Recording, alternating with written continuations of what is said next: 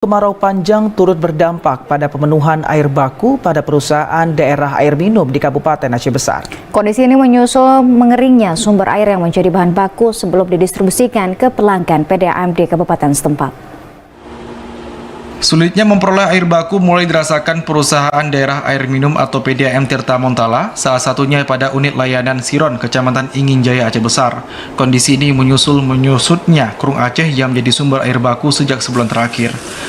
Menurut Direktur Teknik PDAM Tirta Montala Aceh Besar, Salman mengatakan, menyusutnya Krung Aceh membuat perusahaan daerah ini hanya dapat mengambil 170 liter air per detik untuk diolah menjadi air bersih yang akan dibagikan ke pelanggan.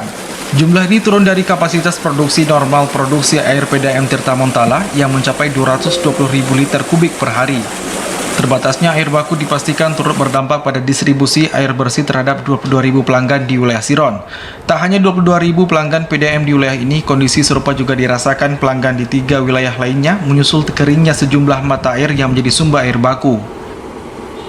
Sudah pasti dengan jumlah pelanggan saat ini biasanya mungkin dia dapat suplai 1 meter kubik per hari. Dengan adanya penurunan seperti ini otomatis akan mengurangi suplai ke pelanggan-pelanggan tersebut. Otomatis dia tidak akan mendapatkan pelayanan lagi 24 jam.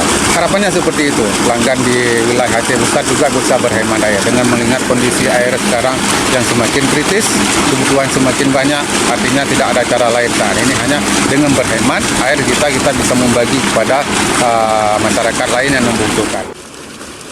Meski mulai kesulitan air baku, PDAM di wilayah Siron kini harus menjadi sumber air bagi warga di Kecamatan Loknga yang kini dilanda kekeringan.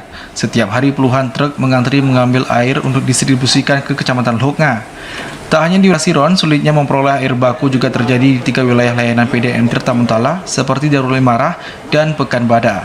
Kondisi ini menyusul keringnya kawasan Matai dan Embung Lambadek, Kecamatan Pekanbada, yang menjadi sumber air baku bagi perusahaan air minum daerah Aceh Besar ini. Warga Aceh Besar dihimbau menghemat penggunaan air agar distribusinya mampu menjangkau seluruh pelanggan di kabupaten yang kini berstatus siaga darurat kekeringan.